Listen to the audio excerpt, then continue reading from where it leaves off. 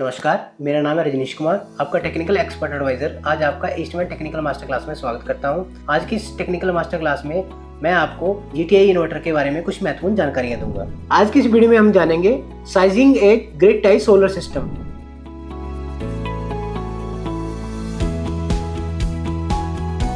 Solar system लगाते time सबसे important step होता है प्रॉपर सिस्टम साइजिंग। अगर साइजिंग गलत हो गई तो या तो इन्वर्टर अंडर परफॉर्म करेगा या फिर पैनल अपनी पूरी आउटपुट नहीं दे पाएंगे। तो चलिए समझते हैं कि कैसे हम एक ग्रिड टाई सोलर सिस्टम का सही साइज चयन कर सकते हैं। तो सबसे पहला पॉइंट है PV capacity versus inverter capacity. PV capacity का मतलब है कि आपके टोटल सोलर पैनल्स का पावर रेटिंग कितना है। इन्वर्टर कैपेसिटी का मतलब है कि आपके ग्रिड टाई इन्वर्टर का मैक्सिमम AC आउटपुट कितना है।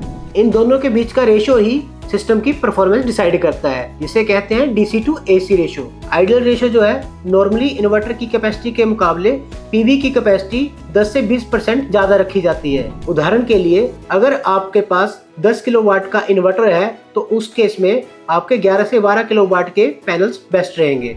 ऐसा इसलिए किया जाता है क्योंकि सोलर पैनल आइडियल कंडीशन में रेयरली 100% आउटपुट दे पाते हैं, क्योंकि ये काफी फैक्टर्स पे डिपेंड करता है, टेम्परेचर, डस्ट एटसेट्रा। अगर आप थोड़ा ओवरसाइज करते हो तो आपका इन्वर्टर अपनी कैपेसिटी से ज्यादा टाइम ऑपरेट करेगा, जिससे जनरेशन इंक्रीज होगा। और ध्यान देने वाली बात, अगर पीवी कैपेसिटी बहुत ज्यादा बढ़ा दी यानी 30 से 40% तो इन्वर्टर क्लिपिंग होने लग जाएगा, एक्स्ट्रा एनर्जी वेस्ट हो जाएगी। दूसरा है डीरेटिंग फैक्टर्स। रियल लाइफ में कोई भी सिस्टम अपनी पूरी परफॉर्मेंस नहीं दे पाता, क्योंकि इसमें भी काफी फैक्टर इफेक्ट करते हैं। जैसे कि बात करें टेम्परेचर की, ज्यादा हीट की वजह से पैनल की एफिशिएंसी 5 से 10% कम हो जाती है। सोलर पैनल के सरफेस पे धूल मिट्टी के जमने से भी सोलर पैनल की एफिशिएंसी 2 से 5% कम हो जाती है।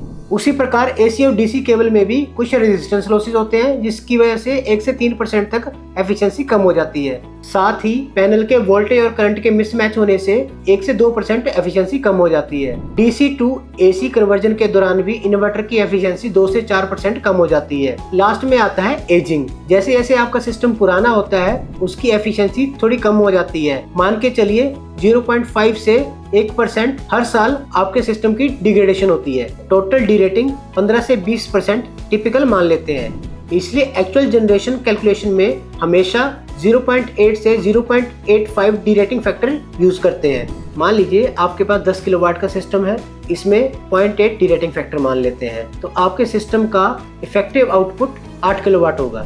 अब बात करते हैं शेडो इम्पैक्ट की। शेडिंग एक साइलेंट किलर है पूरे सिस्टम की परफॉर्मेंस के लिए।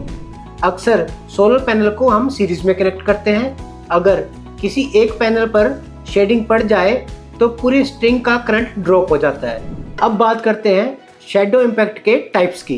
पार्शियल शेड, किसी एक कॉर्नर या पैनल के सेक्शन पर छाया का पड़ना, ये किसी दीवार, एंटीना या फिर पेड़ की वजह से हो सकता है। दूसरा है मूविंग शेड, दिन भर में शेड मूव होती रहती है, जैसे पोल या रेलिंग एटसेट्रा। तीसरा है परमानेंट शेड, जो कि फिक्स स्ट्रक्चर की वजह से होती है, जैसे कि टावर या चिमनी की वजह से। शेडिंग की वजह से एनर्जी में 10 से 30% तक लॉस हो सकता है, अगर स्टार्टिंग में इन बातों का ध्यान ना रखा गया हो तो। इसलिए प्रॉपर साइट सर्वे और सन पाथ का एनालिसिस करना बहुत जरूरी है। ड्यूल MPPT इन्वर्टर यूज करें। अगर अलग रूफ ओरिएंटेशन है तो बाईपास डायोड्स पैनल्स का यूज करें। इंस्टॉलेशन हमेशा शेड फ्री लेआउट में ही करना चाहिए, ताकि शेडो की वजह से सिस्टम की एफिशिएंसी पे कोई इफेक्ट ना पड़े। हमारे साथ इस वीडियो के अंत तक बने रहने के लिए आपका बहुत बहुत धन्यवाद। आशा करता हूँ हमारे द्वारा दी गई जानकारी आपके बहुत काम आएगी। ऐसे और वीडियोस देखने के लिए हमारे इस चैनल को लाइक करें, वीडियो को शेयर करें और चैनल को सब्सक्राइब करें। धन्यवाद। Eastman, the vice choice.